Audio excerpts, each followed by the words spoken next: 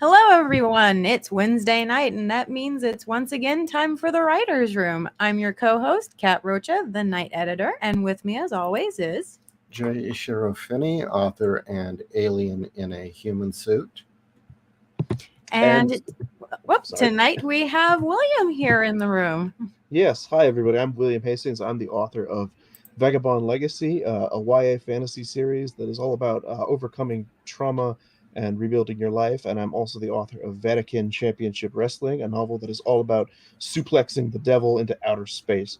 I am New Publishing's King of Pain, and I'm very happy to be back on the show. Damn straight.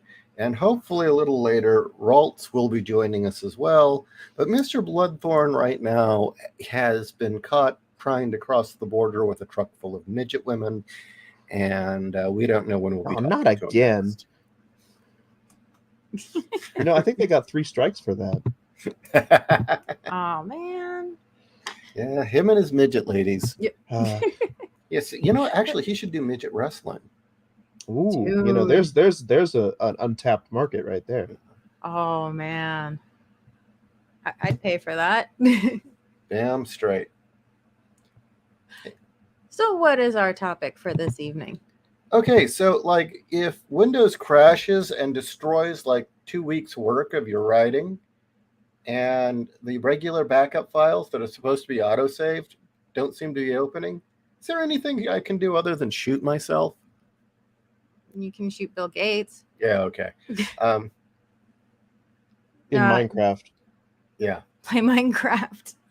All right, no, we'll talk about that another day. Anyway, what's up?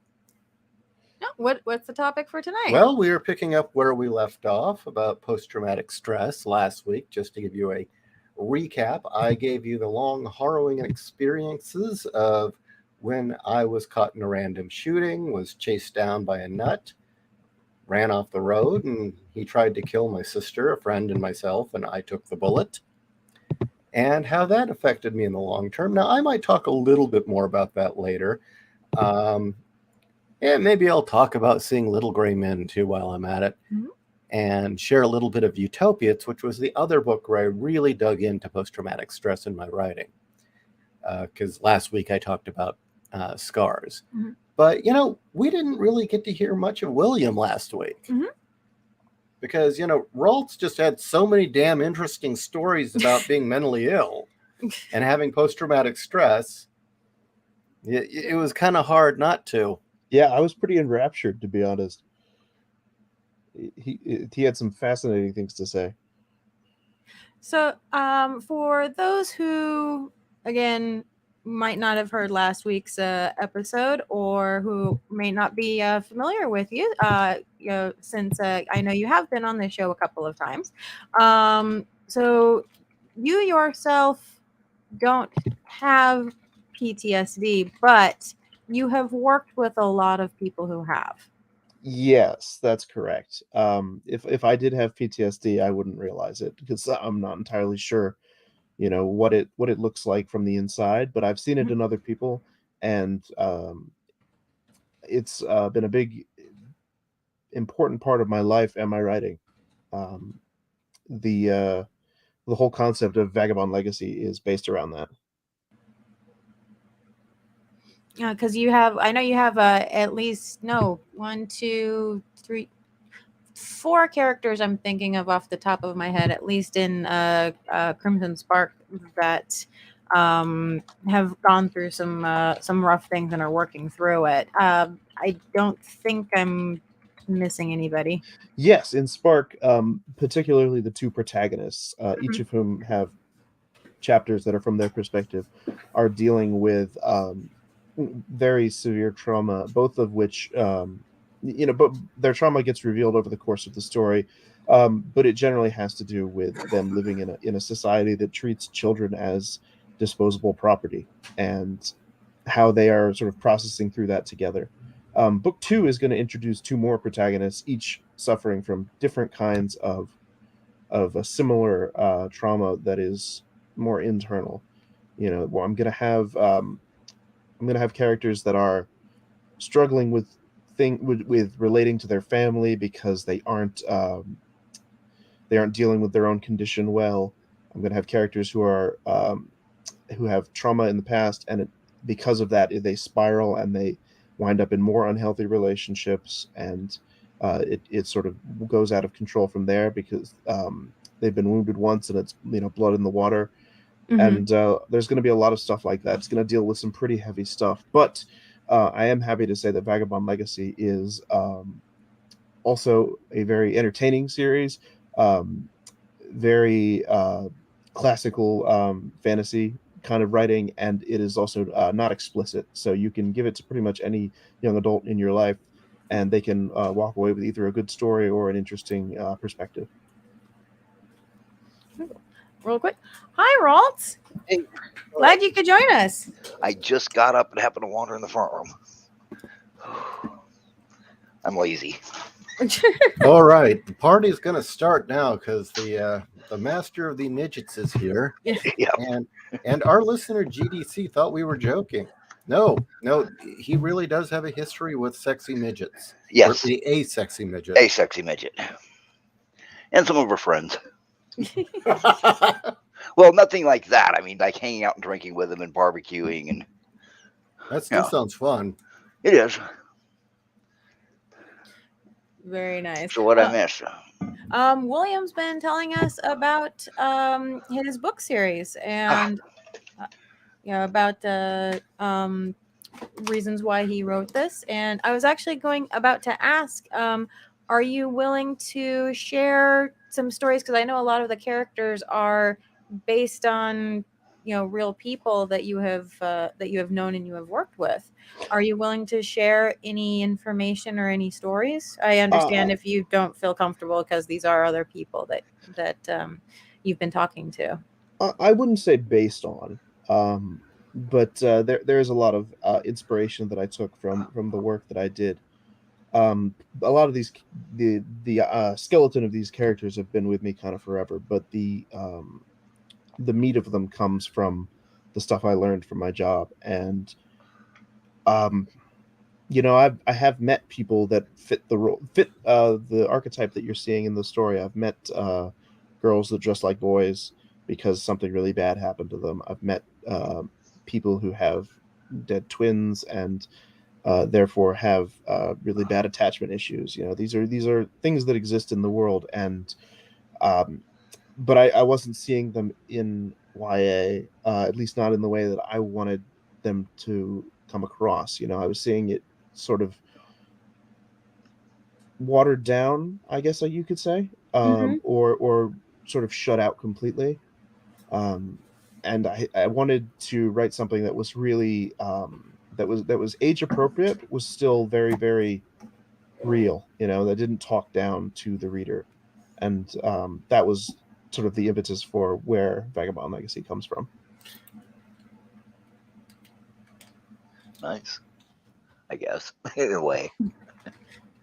I mean, good that you had some references and everything, and that you didn't try to talk down, because I always hated that when I was young. Yeah, the worst kids books are the one, like books for young people that talk down to them are the worst. And the worst are books for adults that are that talk down to them, which we see a lot of these days. But young people hate it even more. No, definitely, especially with the subject matter. I'm sorry, you were about to say something? Oh, I just said I've turned the channel or set books down because the author decided I was functionally mentally disabled and could barely read English. And I have too. But I've also put books down because they were so explicit that the emotional message wasn't resonating with me as a reader. And I really wanted to avoid that. And because overall, this is just a personal opinion of mine, but I do think YA is a little bit too explicit generally. And I wanted to avoid that. And I think I succeeded. According to the reviews, I succeeded. It's kind of funny the way they treat YA now. I mean, I was in 7th grade. No, I wasn't. I think I was in junior high when they assigned First Blood to us. And, God, it was 6th grade that I read of Mice and Men as part of class, and now they act like, you know, if these children read anything bad or any kind of struggle, they're going to burst into flame. Yeah, exactly. You have really two sides of an extreme. You have people who don't want you to write anything bad happening to characters, and you have people that want you to write every horrible, gory, explicit detail to them either. Misery porn. Yeah, Misery porn. exactly. And that both of those are huge turnoffs to readers. Yeah, I hate misery porn, and I don't like people saying, "Oh, you should write misery porn because that's the real human experience." And it's like, No, it's I'm not. sorry, no, it's not. There's nothing to be gained in a story from wallowing in misery. The stuff you take away from is the development and the transformation out of trauma, and learning to deal with the trauma and grow, and put your life back together. And that's what my stories are about. Well, my experience has been with people who deal with extreme trauma is they come in two breeds. There are those who let the post-traumatic stress or the trauma rule them. They like being broken. They like the way people treat them. They like the special considerations. They like playing the victim card. But if you stay in that point of trauma and never leave, you've stopped maturing and developing as an individual. You will remain that same person for the rest of your life. You will stop emotionally aging at that point. Oh, I've seen that. Your life just ends. Like I said, I have two Yeah. uncles that never left Vietnam, ever. And I have two other uncles that, you know, they struggled with it and didn't come out of it until the late 80s, but they got out of it. But the two that never left Vietnam, it destroyed their lives. They never had a normal functioning life. No family, no real friends they could keep. They couldn't keep jobs. And they just couldn't keep going. And I watched it destroy them. Yeah. And people think that's admirable. And no, it's not. My uncle, everything my uncle could have been was gone. In my writing, I refer to trauma as like shackles around the mind, and I use slavery in the context of the story to contrast the internal slavery of the characters, because they are, when the story starts, they are, as you said, Ralts, they're sort of slaves to their trauma. They don't know how to break out of this cycle. They're letting it define them and rule them, and it's only by coming together and working through it that they are able to become full people. The other thing is, there's no quick fixes, and everybody wants there to be. I mean, I still struggle with it. It's been 30 years. That is one thing I've noticed. Well, maybe it's just because my family were assholes, but their inability to grasp that this is lifelong. Yeah. This is probably the best I'm going to get, but it's never going away. I mean, I got slowly better over the years, especially medication therapy. But I mean, I took part in some horrific fucking shit. They had me so doped up for one of the behaviors that I actually could not remember what month it was. Didn't ever get it wow. that bad, unless Kat disagrees. The worst I ever got it was they had me on enough Zoloft that I just didn't give a shit about anything anymore. It's like, well, I could hang out with friends, but I could stay home and just sit here. Yeah, they had me on propranolol, Seroquel, and like. Oh, God. Seroquel. That's bad. Oh, I'm still on Seroquel. I'm still on 1,000 milligrams of Seroquel a day. Oh, wow. 500 at night, 250 in the morning, 250 at noon. Wow. I had a bad reaction to Seroquel, so Story if for it another works, time. if it works for you, that's great. Really. It's a terrible bipolar medication, an amazing fucking PTSD medication. Oh, there you go. My doctor was an asshole then. Of course, I think my doctor thought that I was schizophrenic. So. Oh God, I actually have a schizophrenic in my family, and they take Seroquel, and they take 500 milligrams a day, and it worked wonders. I mean, no hallucinations anymore. But if you weren't actually schizophrenic and they gave it to you, yeah, it's going to screw you up. Yeah, they gave it to me as a sleep aid. Oh God. Yeah. I hate that doctor, but that's a story for another day. Anyway. Yeah, they had me so checked up on this. I couldn't remember what day it was. Sometimes I couldn't remember my family members. When I came out of the therapy, came out the door regimen, everything was completely different. They used it to smooth the memories down, basically, so I quit hitting them. And between that and fix, it made it so I could continue. But I mean, they discontinued it because it didn't work for about 3/4 of the people. It just burnt their brain. Jeez. Actually, that is a great topic to bring up because, especially with, classic writers like Philip K. Dick, and then definitely moving into modern day, we are coming across a lot of protagonists who are on medication. And any insights or advice you can share to our listeners on writing a character who is medicated so that it doesn't come off as stupid, because it does, and I've come across that. Oh God, the coming down off the medication is terrible. But there's two sides of it. If my brother, he's got PTSD, and if he's taken off his medication, he's pretty much seizures the whole 9 yards, and he's miserable and can barely function. But if I go off my medication, I start to feel good, and I start to feel real good, and then I feel really good, and then nothing can stop me. Oh, it ramps you up into a mania? That's why they give me Circles, because my PTSD got me stuck in mania. When I dropped down to depression, I was about a normal person. 48 to 72 hours awake, 8 to 12 hours of sleep, right back to 48, 72 hours. And so I feel better and better and better. And your mood swings get terrible for some people, because I know quite a few people that are medicated. Their mood swings get terrible. Sometimes the flashbacks come back. Your hands shake when you come off the medication. Maybe you can't eat right. God, it's the side effects of coming off of some of the stuff is terrible. Some of the stuff, believe it or not, if I was to quit Seroquel, I'd have to go to the hospital. They'd have to intake me and watch me, because by about day 3 without my medication, I started getting nosebleeds. Oh, jeez.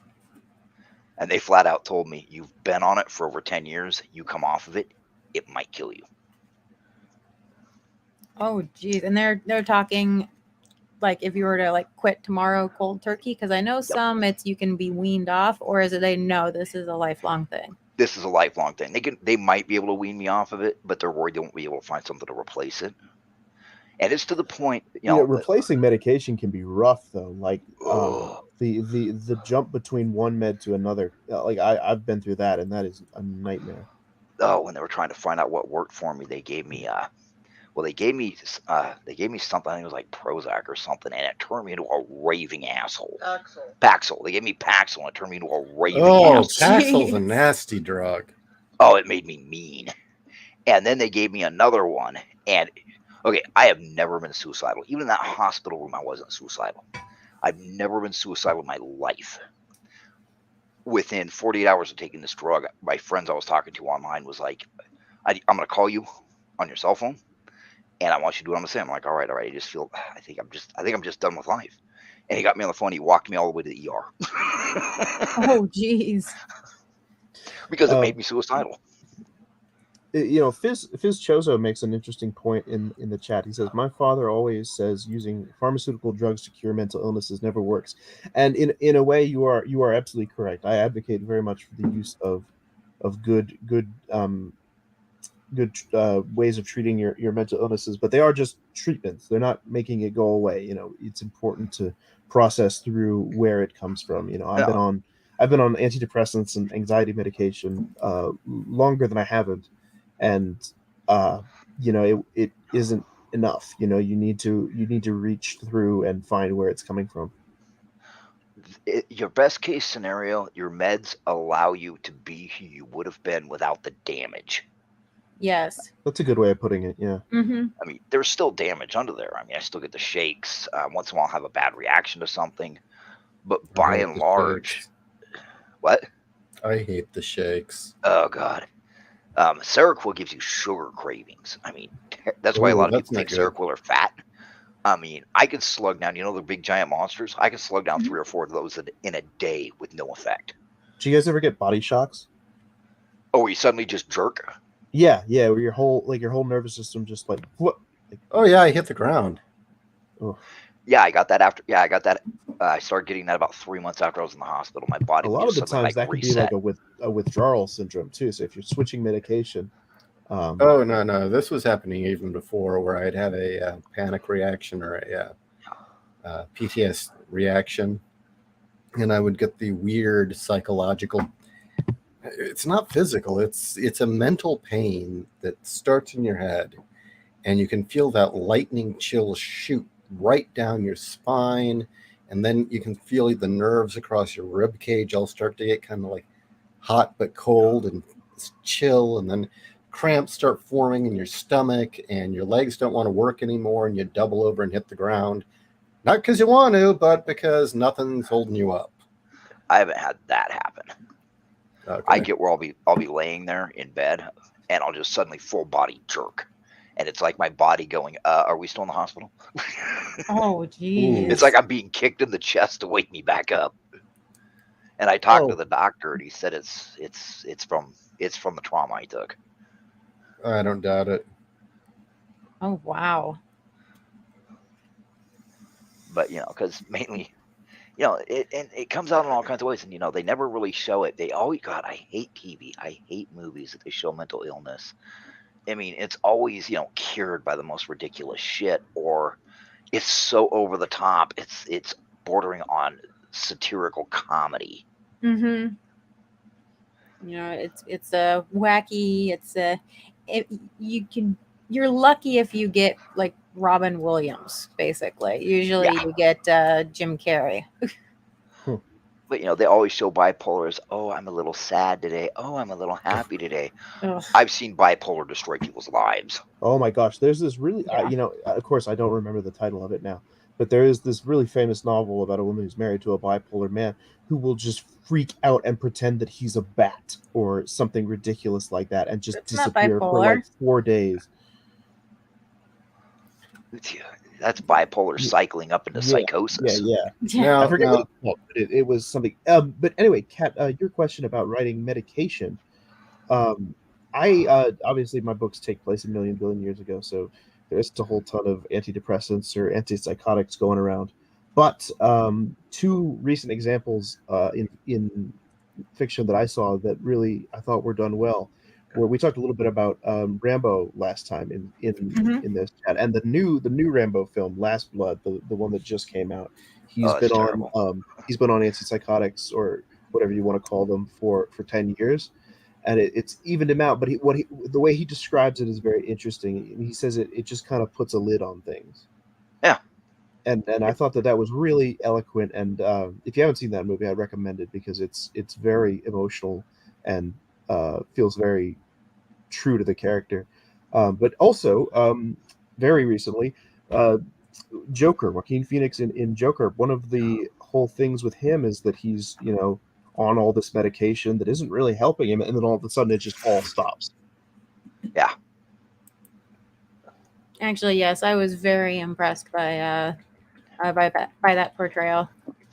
See, I don't really I don't really use medication that much in the books because there's nanites and there's psychic surgery because some of the races are psychic, and there's advanced therapies because it's 8,000 years after the glassing of Earth. It's like 9,000, 10,000 years from now. So their approach to therapy is completely different. I have a guy who's addicted to power armor. He's literally addicted to power armor with attachment disorders to it. And I treated it more like he was an alcoholic, where he went to therapy. He can't be near the armor. He can't be near any power armor. He can't be near a nano forge. And he's dealing with the longing he's got toward it. He needs it, and it's still, he doesn't have to take medication. It just it's therapy and, basically psychic work on him. So I treat it a lot differently because I've got access to high enough technology that's basically magic. But he doesn't really recover because, he's always going to be addicted to that armor. He was in it for 35 years straight. Security blanket? Yeah, it has a female voiced VI that interacts basically psychically with you after a couple months. So you become massively addicted to it with attachment disorders. It's called operator identification syndrome. And, he's got to deal with it.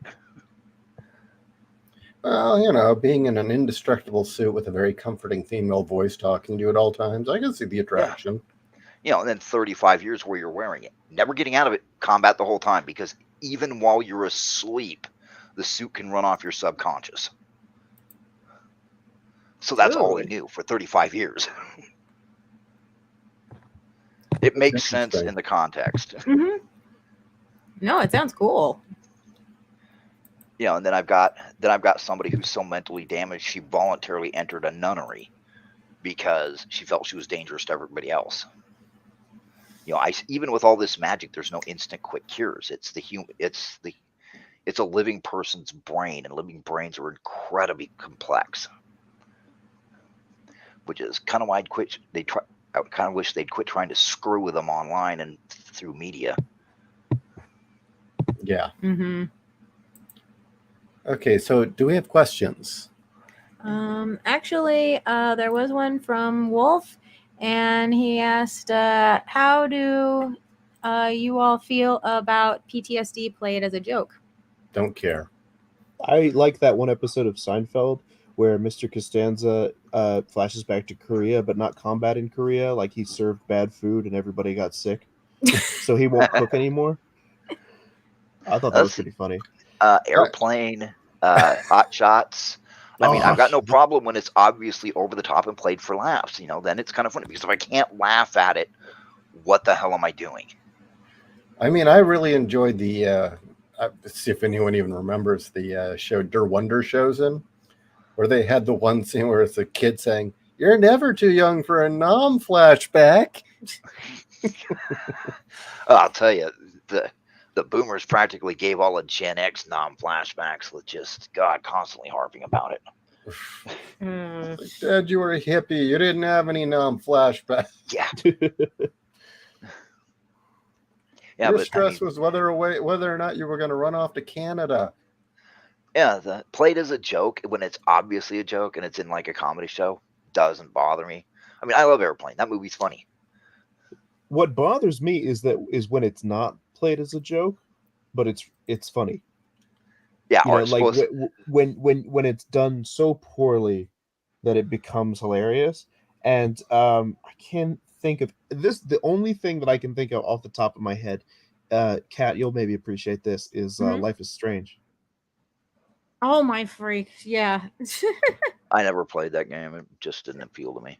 I didn't either. I actually watched Kat's review of the comics, and she sort of explained it to me. But the character's trauma in that is so cartoonishly, like, justified, I guess you could say. Murder an entire town that includes their parents, and we're supposed to feel bad for them that they had to relocate.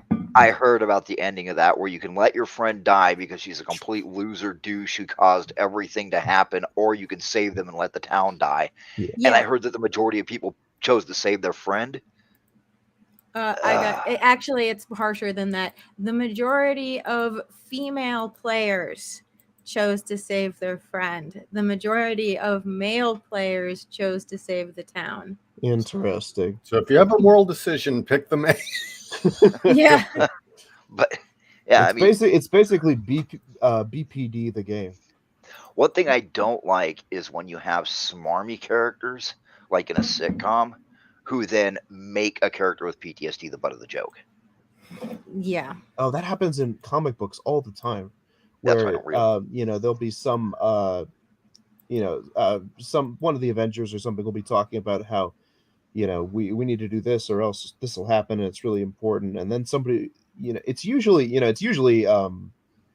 it's usually Tony Stark, and he's usually getting shot down by one of the 10 billion diversity hires on the Avengers these days, undermining, you know, what the character has been through and how they've grown and changed. And it's not just in comic books, obviously, it's in everywhere. That was just the only example I can think of. Well, a good example is the movies. Tony fucking drank for fucking 3 movies and nobody did shit. Mhm. I mean, his power was practically chasing him down the street with an axe and nobody did anything. Not even Cap. Not even Cap went, hey, Tony, why don't we go to the VA, dude? You know, nobody brought that up. Nobody brought that up to Cap that, you know, he's from the 40s, you know. But yeah, sorry, just a passerby. That's a really good point. I never the character from Independence Day, Randy Quaid's character, who gets abducted by aliens and is like really traumatized by the experience, and everybody just kind of laughs it off, like, oh, you're Andy, you're so crazy. And then it turns out that it's 100% true, and he winds up sacrificing himself to save all of mankind. I never thought about it that way, but that's a really interesting perspective on that character. But yeah, the media never does any good. Media doesn't do anything good but softcore porn and feeling sorry for themselves. I mean, are we media? We can be if we're not careful.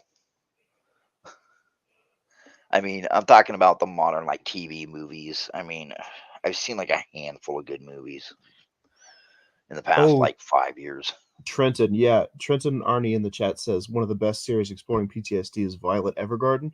Yes, Violet Evergarden is a straight up, I would go so far as to say it's probably one of the best anime series I've ever seen. It's an incredible exploration of dealing with life after a war. Isn't that the one where it starts as a maid or a typist? I think I've seen like one yes, episode. And she doesn't have hands. Or no, she doesn't have hands. It's very compelling and very sad and really well done. Yeah, I watched one episode and haven't gotten back to that. Got another question for us? Hello? Oh. Did we lose them? I think we might have. Oh, okay. Let's see. I'll find us a question here. Yeah, I'm in the. You're muted. Oh. I was like, I'm on the back porch again because I sit back here when I talk about stuff like this so I can smoke because you're not allowed to smoke in the house. So I'd exiled to the back porch like an unwanted untouchable. Well, again, I'll repeat. The thing that really annoys the ever-living shit out of me is the millennial and now Zoomer concept of what post-traumatic stress is. Oh my God, all these people said I was a horrible person and ripped on me on Twitter. I'm scared. No, shut up. Shut the fuck up. Well, look, if that was enough to give you long-term post-traumatic stress, do us all a favor and shoot yourself. People who do that aren't traumatized. They have a very different disorder, and they're attempting to garner sympathy. Yeah. I actually heard something really interesting. I read a paper about how what it is it's a reflection of what happened when Gen X got old enough to have kids. If you remember your history, Gen X gets old enough to have kids, and all of a sudden, all these new laws were made. You know, remember, the boomers didn't care if we played on construction equipment and fell on our heads. They didn't care. But all of a sudden, we start having kids, and there's all these laws that start getting put in place. You know, they remove the gravel and add wood chips. They remove the wood chips and add rubber chips. They get rid of the monkey bars. They get rid of this. They get rid of that. And so what you had was, starting about 1995, all of these kids are wrapped in cotton. Yeah. I mean, they're not allowed to experience any form of emotions at all. Any extreme emotions, they're not allowed to deal with. You know, they don't get it. The world is made entirely safe. The TV and TV shows are watered down to absolute crap. You had 90s cartoons, which were some of the worst pablum I have ever seen. I mean, they were worse than the Smurfs. And these kids went through life and they're completely wrapped. They became adults. And when they became adults, there was more laws. They had more protections.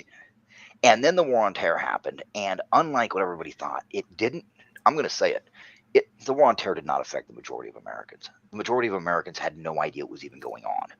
There was no tax hikes. There was no rationings. Eventually, CNN stopped even showing it. You never heard. You never turned on the news and saw the latest battle in Afghanistan and Iraq, like, you saw for Vietnam, where every fucking night it was another battle. You never saw that. So it didn't affect America. So it didn't affect them. Most of these people were, 17, 18 when the two towers fell, and they were shielded from it. Anybody who was a teenager was largely shielded from the towers dropping and what it meant. And so they become adults and they enter the real world. And the real world doesn't like you. The universe is malevolent and will take everything from you and laugh while it's doing it.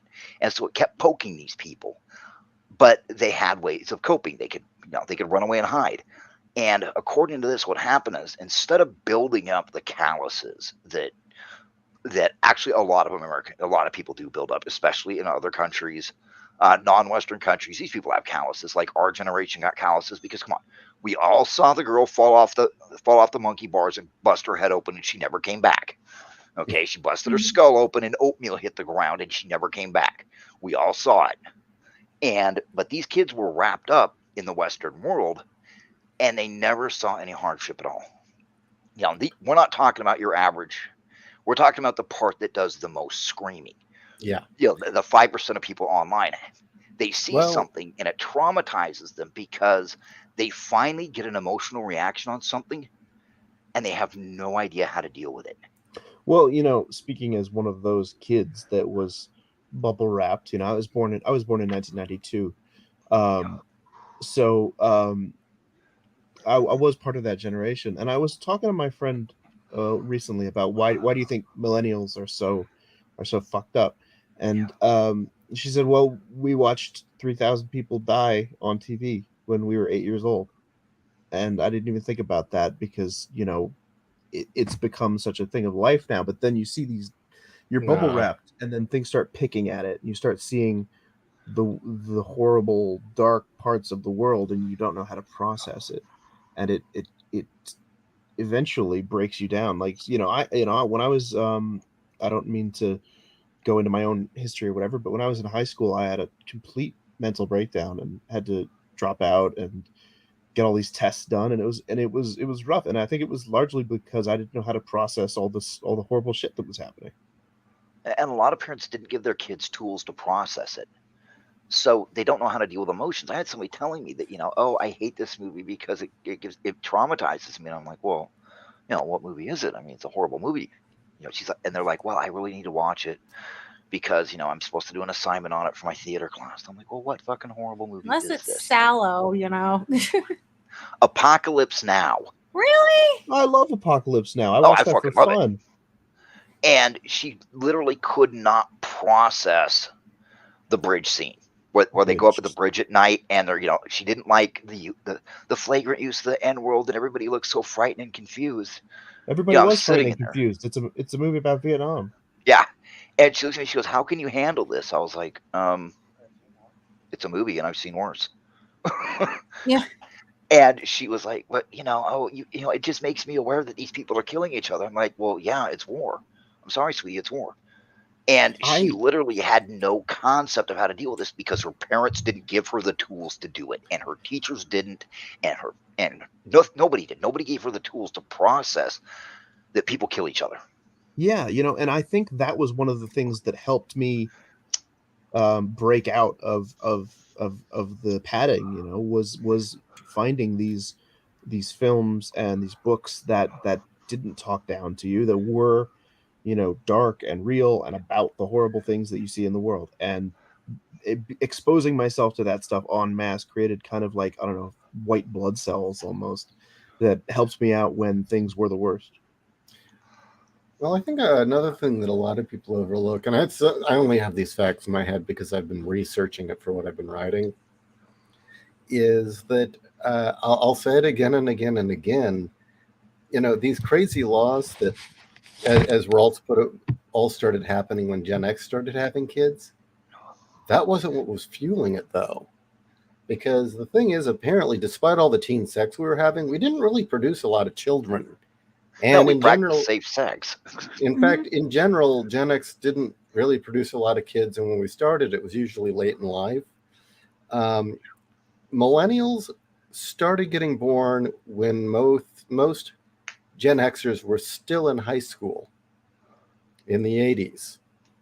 And so really most or a huge chunk of the millennials were those second chance babies that the boomers were like, well, we fucked up the first two. We fucked up this one. We neglected them. We were out doing our divorces and drinking and pretending we're not old. Or I'm on my second or third marriage. I need to have another kid with this one. And now we're going to do it right in the 90s. Yes. Barney and participation awards. You know what? Barney was not that bad because I actually sat and watched it with my kids. Yeah. Teletubbies was not that bad. You know what? I'll give credit to Barney. Barney would let me take an hour nap in the afternoon. The Teletubbies would let me take a nap in the morning. Good to go. I actually don't have a problem with the Teletubbies. Barney, at least we weren't afraid that they were It's teaching. Elmo.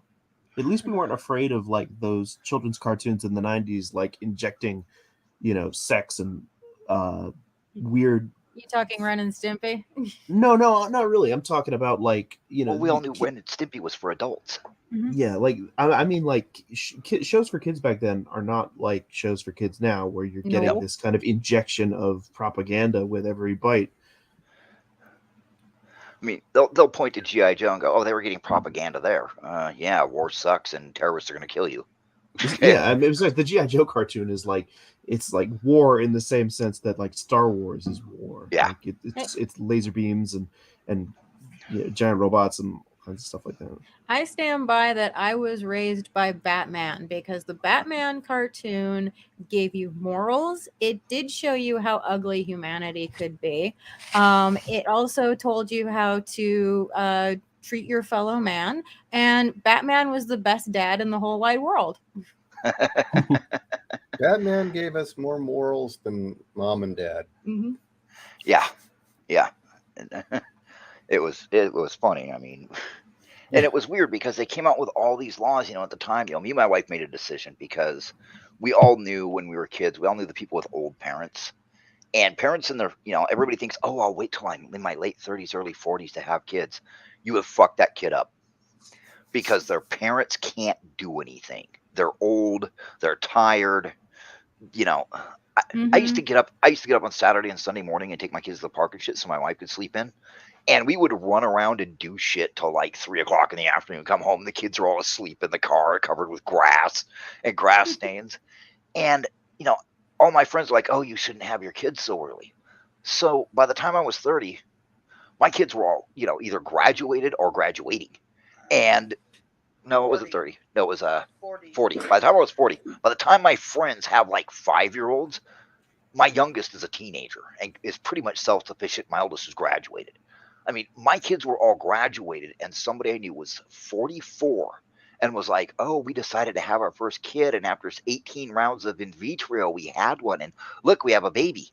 Well, it's 10 years later, and he died of a heart attack, and she's too fucking tired to do anything with this kid. And it blows me away that, I'm sorry, if you wait till you're 40 to have a kid, that's fucking child abuse. You have no energy. You have no interest. You can't learn new things. You're not interested in standing there and staring at the kid, telling you this long, rambling story for 4 hours about ghosts, the cat, and Superman. You can't take them to the park. You don't have the spontaneity to deal with it. And I've never, very rarely do you see somebody who had their kids in their late 30s, early 40s, who raised well-adjusted kids. So what you're telling me is I've got 10 years left, pretty much. Yeah, your clock's ticking, buddy. Not to mention your balls are going to go sour. Oh, no. Start shooting waterheads. But, I mean, how many people do you remember from your childhood that their parents were old? We're not talking parent old. My roommate in college, his parents were very, like, really old. Like, they were in their 60s. Oh, Jesus. Yeah, no, he was like something out of the Bible. Like, he was born when his mother was like 55 or something. I had a friend where it's the same thing. They thought that she was way past her her bearing years, and nope, you got a kid. Now they had 3 already, so and those kids were already grown and either in college or out of the house. So yeah, he was a surprise. Yeah, so Yeah. their siblings are all grown-ass adults with their own marriages and mortgages and stuff. It can be a very strange experience, and he was kind of a weird guy. I mean, I love him to death, but I think he'd admit it too, that he was kind of a strange guy. Oh, menopause will do that. I mean, we're over 50. Every once in a while, my wife will be like, "Oh, so my body found an egg to kick down there. Aren't I lucky? It's been 6 months. Mm-hmm. Thanks for that." But I mean, they had, you're right, Ishi. They had these kids late in life, and they were like, "Oh, we're not going to repeat how we fucked up our first 3." So we're going to pass laws and we're going to change the school system because now we can finally be asked to pay attention to something besides ourselves. And so they fucked them up. Well, actually, okay, there is 8 years difference between myself and my brother. I was born in 82. He was born in 90. And from my stepmother.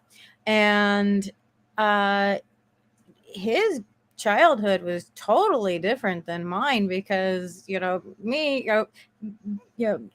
avocado green shag carpeting, wooden furniture. It didn't matter if I fell down. It's like, I'll pick myself back up, dust the baby off, you're fine. Yeah, I split my head open on the furniture once and had 3 stitches. No, that's fine. It's good. Kids bounce, they're fine. My brother, no, everything had to be, you were talking wrapped in bubble wrap, everything was wrapped in rubber. If it couldn't be glued down, it couldn't be in the house. And yeah, just everything was baby proof. That was the word, the baby proof. Those stupid plastic things that you put on door handles so that he couldn't accidentally wander into the street. But to be fair, if you'd given your brother a fork that did not have a cork on the tip, he'd poke himself in the eye. That's another Or in story. an electrical socket, maybe. My oldest sister is 15 years older than me. My youngest sister is 13 years younger than me. Oh my. My dad was married twice. And it's like, what the fuck was the matter with you? Mine was 4 times. I've got multiple. Mine's on his second, but he'll be getting there soon. But I mean, yeah, and it led to all kinds of fucked up shit. I mean, something happened. I maintain this. I talked about it once in a psychology class when I was taking a couple of college courses, and something happened in 1991, and I can't put my finger on it. I don't have a name for it, but it's like when the Cold War ended, something snapped in the West psyche. Well, when you run out of enemies, most groups will turn in on themselves. It was just really weird. I mean, we were on the edge of something great, and then in the late 90s, we pissed it away. And in the early 2000s, it just got blown out of the water. And it wasn't just America. It was everybody did it. And it was like this group psychosis. Well, from my perspective, because again, I was 10 in 92. We had Clinton, and Clinton made everything wonderful and safe, and there was nothing really to be worried about anymore. All the wars were gone. You can hear the sarcasm, but people believe that. People actually believe that. People are startled when I'm like, me and my friends spent the entire 90s fighting brush fire wars. Yeah, exactly. And then I knew that because of my dad's work at the time. But yes, stateside, everybody wasn't looking for war. Everybody had this idea from what I remember that everything was fine. So that allowed them to look at other things like X-Files and conspiracy theories. And it was really a distraction from the reality that was going on. I found it was a here's a shiny bauble to look at because what's actually happening is just you don't want to deal with it. Please ignore all the men, women, and children that we burned to death in Waco. Yeah. Exactly. Oh God. Exactly. Yeah, I don't talk about that because you can actually see me on footage. Oh, are you serious? You were there. Yes. Yes. Oh my. They got the ammunition and the tear gas off of Fort Hood. Oh geez. Yeah, I was watching a it was like a 30-year thing they were doing on it, or 25-year thing, and I was like, oh fuck, I'm still in that because my daughter went, "That's you." I was like, no, it's not. Yes. She's like, I know what you look like. She's accusing you of war crimes. Oh, pfft. You know, I'll tell you what, it was a hell of a lot different from being on the ground than everybody picking it apart afterwards. But I just did my job. I just showed up, handed out the ammo, and fucking left. It wasn't my problem. It wasn't my problem. It was the FBI's fuck up, and I didn't like the FBI, and I didn't like the ATF, and I told them that to their face. Well, that's nice at least. Yeah, you know, if you've read Spark, you know that I kind of have a fascination with that event, and it's echoed in Spark and it's echoed in Embers. It's a lot of just kind of weird aspects of American culture made it into this weird fantasy novel set in the Mediterranean.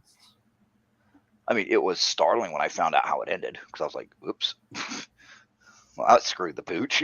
Yeah, No, I you know, didn't Hillary Clinton find out wanted about that it out until of I the was way. I didn't find out until I was out of college. Like I never knew anything about it. What'd you Well, say? again, Hillary Clinton wanted it ended early because they were going to have this great announcement about the Bosnian War, and they didn't want that as a distraction. Oh, Bosnia, there was a fuck up and a half. Let's get involved. Let's get involved in an ethnic fucking war that goes back 800 years and nobody knows what the fuck's going on anymore. Oh, great. So I'm standing around this fucking camp and I got no idea nobody knows what we're supposed to be fucking doing. Oh, drive down to the gas station and back. Well, that's a wonderful thing. I'm sure that'll be peace on earth. Nah, You were in that's up Bosnia? there. Yes. Oh, Bosnia blue.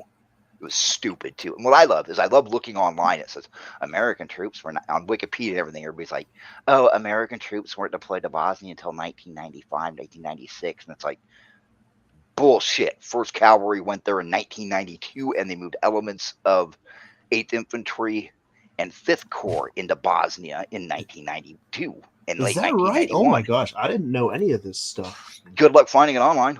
Did you have this? Well, I mean, you can find it if you online know is where to not look. real. Yeah, and it's telling people that because I actually had somebody go, "Oh, we didn't move any American troops went over there." And I was like, "I'm gonna punch you in your fucking head." It says right on my fucking DD-214. Jesus. Well, you know, the American public has gotten so fucking weird. Yeah. Well, that's the other thing. It's like, oh, well, if I didn't read it on online, you know, on Wikipedia or some other place, then it didn't exist. It's like, No, no, fuck Wikipedia you. is the worst. I've been trying to research stuff for this spy novel I'm writing, and Wikipedia is the most useless goddamn piece of information, like alleged information I've ever seen. Go out and buy books that were published before 2010. That's actually exactly what I've been doing. I've been going out and I've been buying books by people who were actually there. Excellent. So what I'm doing, so the first book, the protagonist was one of 5 Commando in the Simba Revolution, and good luck finding anything about the Congo Simba Revolution online that doesn't. Good luck finding anything about the Congolese wars. Good luck. Yeah. That's like I spent 3 years fighting with Wikipedia trying to get the pandemic page to actually reflect reality because one of their super users was an illiterate fuckhead and couldn't read the CDC page right. And I'd make the changes I'd do direct copy out the CDC pages, make the changes, and I'd come back like the next day and found out they'd reverted it. And finally, I managed to I can't remember how, but I was on some site and one of the editors was bragging about, oh, you know, it wasn't Reddit, but it was before that because it was like, oh, ask me anything about Wikipedia. And I said, why do you have an editor that's illiterate? And finally, they changed it, and the guy got pissed and got in a fight with, I think it was like one of the founders. He got in a fight with them, and it was like, no, I know how to read it. And the founder's like, that's not how it goes. I'm looking at the CDC page right here. You're not reading it right. They had the wrong information for years, and people online were using it in arguments. I mean, anytime anybody cites Wikipedia to me as a source in an argument, I immediately throw their opinion in the garbage can. If you're wondering why this generation and the one after it are so fucked up, it's because we are and have been being lied to 24/7 almost our entire lives. Oh, Yeah, I don't think there's so much fucked. I don't think the majority of them are fucked up. I think it's a very loud vocal minority. I mean, I meet people in my daughter's generation all the time, and it's like, okay, they're not fucked up like everybody's saying. Of course, it could be because I live in the Midwest. That might be it. Yeah, all the I think it's millennials. it. Come to California. When I'm I like lived on the the old- West Coast, they were all fucking, what the hell's the matter with you? Well, you live in a part of the country that's like maybe about 20 minutes away from witch burnings of groomers, I love which that. I'm Adam. okay Yes, with. yes, we're almost at witch burnings. Please don't move out here. It's terrible here. There's giant swarms of locusts. Yes, they'll eat your children. Don't move out here. No. If you guys actually start doing witch burnings of groomers, Yeah. I want video. I would love, I see that. I think back to when I was a kid, and when I was about 9, I don't remember how old I was. I remember I was in school. I remember I'd learned how to do cursive writing. I know that we were learning about the Korean War in history class, and I remember I sat next to this blonde girl who wore a scarf every day, and one of the teachers got busted for touching kids, right? And some of the parents beat this guy bloody and threw him in an empty boxcar Oh, down shit. at the rail yard, and he was never seen again. good. And sometimes I think, maybe we ought to go back to that. Oh, I think we're absolutely. close. I Yeah. think we are very, very close. I mean, Crucifixions were a great like community building exercise. Whole town goes out there. You see you see your friends. You guys get to see what people get, what they fucking deserve, and then you get to go home, and it's a good day of it. well, and especially, I don't want to get too into it, but I mean, the fact that, people say, oh, we shouldn't punish them too harshly for destroying the childhood and potentially ruining somebody for the rest of their life. It was just a mistake. And it's like, just a mistake. They knew what they're fucking doing. That's They've what my known. mom used to say, and she was Mhm. a teacher. I hate that attitude, and it's something I get really, really angry about because, my characters and my life in a lot of ways is so focused around this idea of childhoods that have been shattered, and I have absolutely no sympathy for people who stand up for that kind of behavior. It's literally the worst thing a human being can do. Because I'll tell you, I remember the hippies all saying, oh, children are sexual creatures too. Oh, God. I can literally remember somebody saying that. Degenerates like them belong on a cross. And I remember them saying that, and it was like, now looking back on it, I was like, yeah, thanks for screwing up like everybody in my fucking trailer park. And this is lifelong trauma. I mean, I still talk to a girl. It's like she's like the only person I know from when I was that age, and she's still fucked up in all new and horrific ways. Have you read Moira? I can't remember what her last name is. Yes, it's Marion Zimmer Bradley's daughter. Oh, on your recommendation, Kat. Actually, it was something I read, and it became I wouldn't say a source, but it became a very helpful guide to understanding that. As was a presentation that Stefan Molyneux did called "The Bomb in the Brain," which I recommend to everybody, regardless of political affiliation, because it talks exactly about what childhood trauma does to people later in life. Yeah, and it's and the way you cope with it too. Mm-hmm.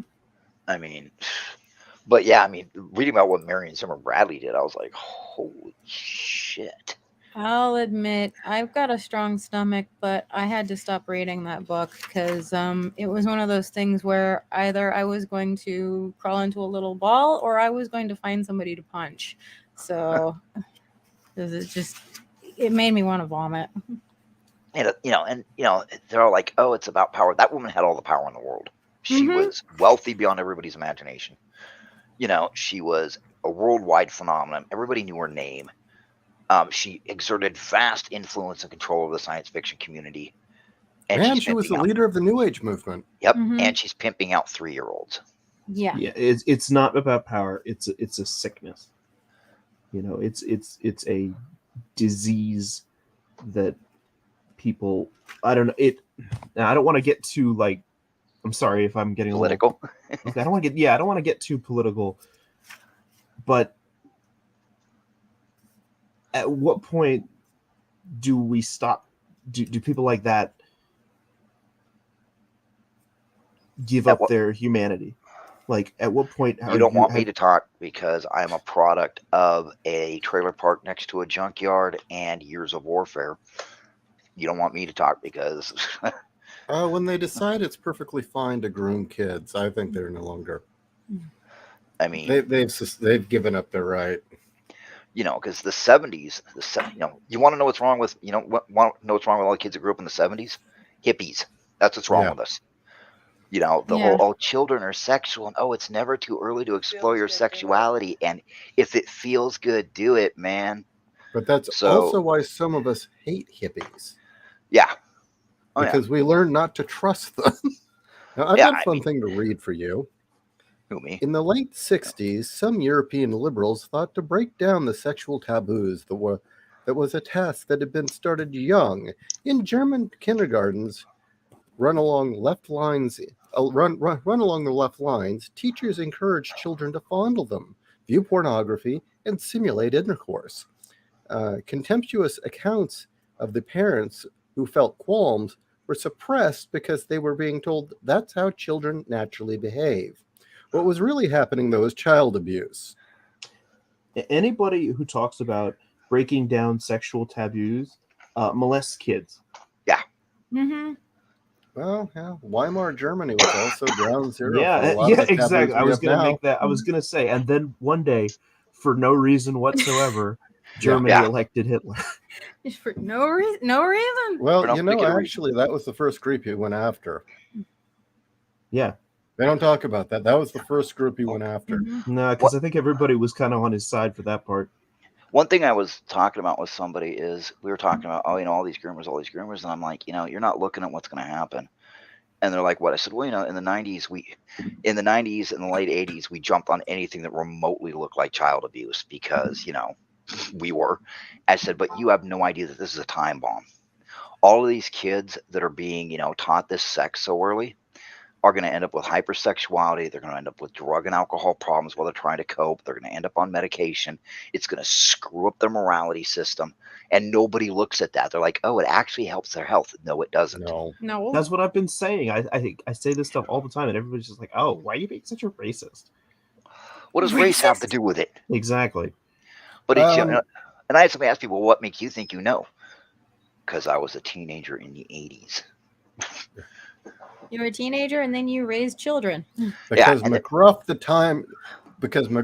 crime dog was fucking more intelligent than the goddamn teachers we have now. I mean, and I agree. I am a teacher, and I agree with you. I think teachers right now are a disgrace. In high school, before I dropped out, my science teacher used to work for NASA, and I lived in a small nowhere town. One of my English teachers was actually a poet. She was a nurse in Vietnam, and she came back and wrote poetry. And it was all very happy flower and fairy stuff because that's how she was coping. When I went and confronted the teachers at my daughter's school once, and I went in there with a set of brass knuckles, and I confronted a couple of the teachers, and I found out later these people had done nothing. They had gone to college, learned to be a teacher, came back and became a teacher, and tried to screw my kid up. Yeah, that's about right. I still remember, I have freedom of speech in my classroom. I said, well, that's good, but we're in the parking lot now. I'll say this much.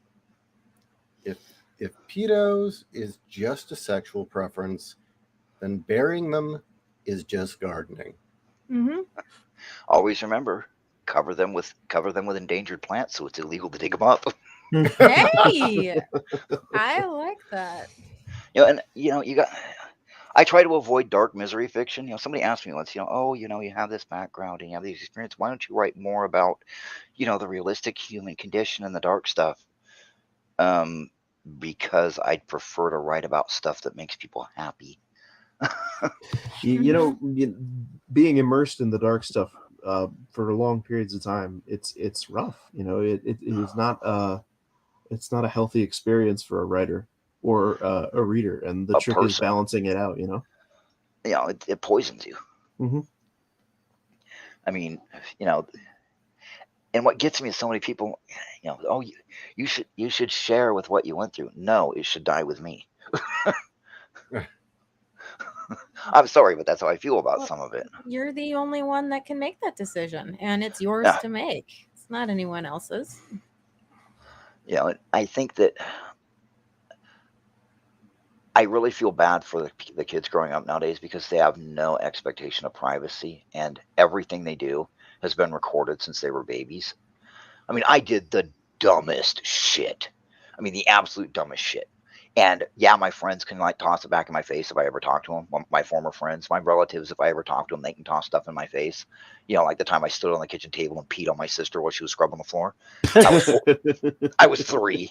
I was 3, and maybe she should have been watching me better.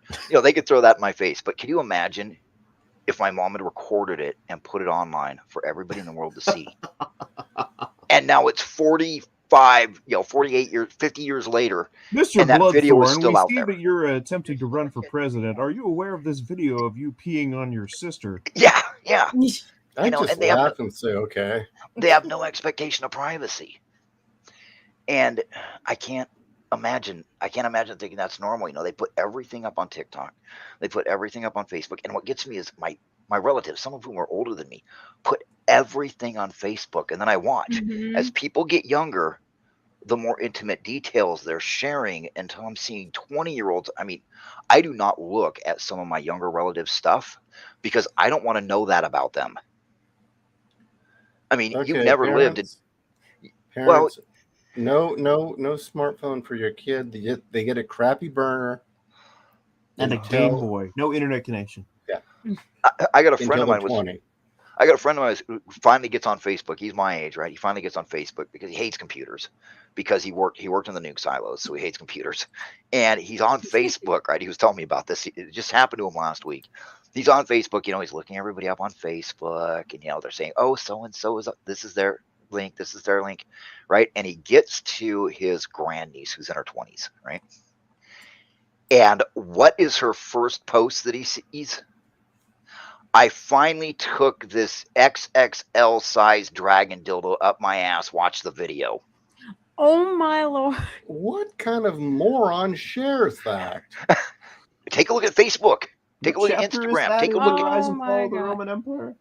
I go by the rule of if it's something I don't want my boss to find, Yeah. I don't post it. He says, I called my niece and said, you know what your daughter's doing online? And she's like, no, my daughter's moved out.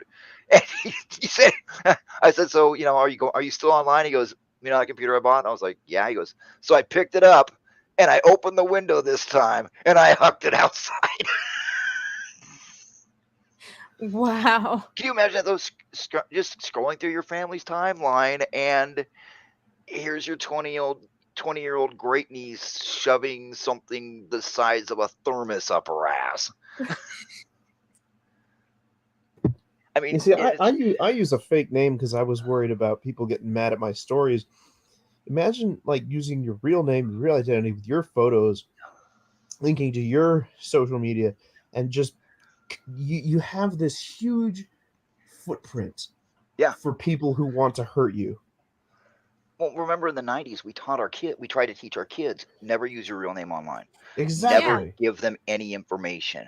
And with the rise of Facebook and MySpace, everybody began giving out their personal information.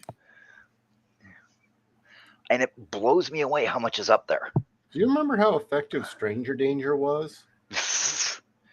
Yeah, I remember being an adult male and sitting there and watching my kids play when they were, 3, 5, and 7, playing at the playground, and having a group of women come over near me. And one of them, a bigger one, drifts over by me and looks at me and goes, do you have children here, sir? And I looked at her and I said, those 3 are mine right there. And she called them over and goes, is this your daddy? And they're like, yes. And then he ran off and played. I would have lost my shit if that had happened to me. I did not, because they were guarding, because I'm sitting there and my kids have been playing for a good hour because they were high energy, and I'm watching them run around, but I'm watching 3 little girls. and I've got my eyes constantly on 3 little girls. And I didn't lose my mind because I realized what they were doing. It was the first time I'd been to that park. Now, after I'd been going to the park, every weekend for 6 months, I actually, would sit there and chat with those ladies. But at first, they were like, there is a strange man watching 3 little girls constantly. Does anybody know him? I approve of this. Yeah, Yes, that makes a We've little made bit, it that too makes damn a little, that easy. makes a little bit more sense. Yeah. We've made it too damn easy for these sickos to move about. And just to make trannies happy and, what is it, bi-gender nonsense shit, but a lot of the protections that used to guard kids against that stuff have all been removed for their feelings so that we don't hurt the trannies' feelings. No, it's so they don't hurt all kinds of people's feelings. I mean, it used to be you guarded children with your fucking life. I've done disaster assistance. I mean, when I was in the service and afterwards, I did disaster service. And I've driven trucks. I've driven, big trucks through water high enough that I had to cut the fan blade so that it didn't splash water into the intakes. Where was this? And the first what? Where was this? Washington and Oregon. Oh, okay. And the water was that deep. And I remember every time I go to a house, it would always, what the first thing that was handed to me? Either a little old lady or a child, or a really small child.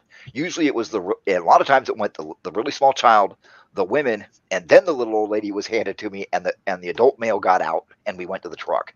Yeah. And it never failed. It was always like that. But then all of society's protection for women and children were removed. And I hear, that's misogyny, that women need protected.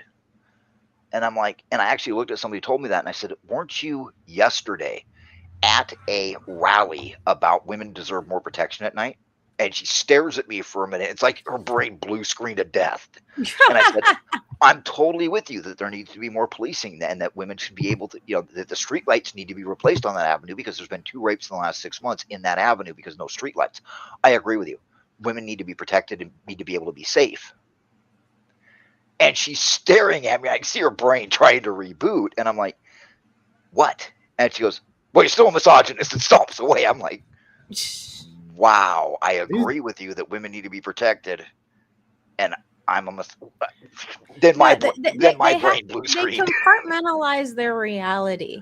In this scenario, it's this, and in this scenario, it's this, and it's like ice cube trays. There's, in theory, it's separate to them until they overflow into each other, and then they don't know what to do. And the funny thing is guess how they caught the rapist? They put the lights back on the avenue, and they caught him shooting him out with a silenced .22 pistol. Shooting the lights out? Yeah. Yeah. Turned out that he was the guy who was doing them. Well, isn't that interesting? Yeah. Wow. Who would have thought that he would have needed less light so he could rat pack some woman and drag her in a fucking alley? Well, the most vulnerable members of society are always the ones that are the least able to defend themselves: children, the elderly. And predators will always seek out those people first because they're so indefensible. And the people who do take advantage of weak people, young people, old people, that's just, it makes you feel so sick because I got a friend of mine who's a big time liberal, and she's a big time liberal, and I love her to death. And she actually told me the reason why I'm so big on defending women and children, the elderly, is because of all the time I spent in war zones. And I was like, what? And she goes, well, you've always seen the catastrophe happening to them. You've always seen it, and your instinct is, not to let them get shot in the face. And I'm like, well, yeah, they're civilians. And she goes, right. She said that's where my instinct comes from. And it blows me away how few people have that anymore. I mean, very true. And I can't figure out what the hell happened. Actually, I know what happened. Media happened. And it makes me upset. That's like, what was it? 3 years ago, there was a huge thread. I think it was on Reddit. It was just this massive thread. No, it was before that. It was like 7 years ago. God, I'm old. I think 20 years ago, I think the 90s. But anyway, it was this big thing about these women were all shocked at how strong their boyfriends were. And they're like, oh, I was wrestling with him and I got him in a chokehold and he told me stop choking me and he just pulled my arm away like it was nothing. And, you know, it was all these women were talking about, oh, I didn't know how strong my boyfriend was. I didn't know how strong my husband was. And I was like, are you fucking serious? No, when I was younger, my mom got me enrolled in a women's self-defense course. Yes, I did learn some things, but part of it was trying to get women to psychologically believe that they could overpower a man. And yeah, that's not really reality. And the thing is my mom was in the very first class of this self-defense course back in the early 90s, where they were like, no, you're not going to overpower your attacker. The point is to get the fuck away. And when I took it, they changed it to, oh yeah, you can totally overpower him. Huh. So yeah. See, I was running around with, you know, there. See, I always had this thing, and you know, I get shit all the time because I'm like, no, women don't have the same endurance and they don't have the same strength as men.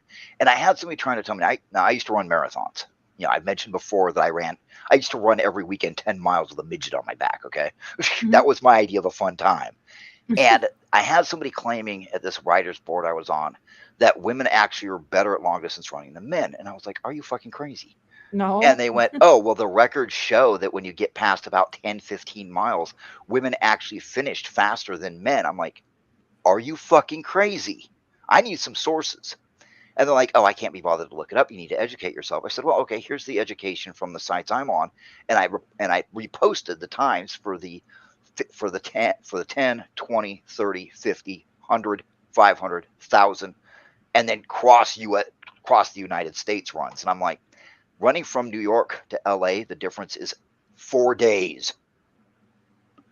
And they were like, oh, I meant on average. I was like, no. Trenton Arnie asked a really good question in the comments. Have you ever seen somebody with PTSD become the monster as a way to cope? Of course, yes. Yeah. In when I was teaching, you know, there were kids that had been abused that would pick on others and hurt them, and you know, I've encountered stories of people who've been molested at home, so they, you know, molest somebody else. It's a cycle of bad shit, and it'll break your heart for sure if you see it. It's easy to become the monster if you're not careful. And if you've got people around you enabling it, it's even easier. It's really easy to become a monster if you have PTSD.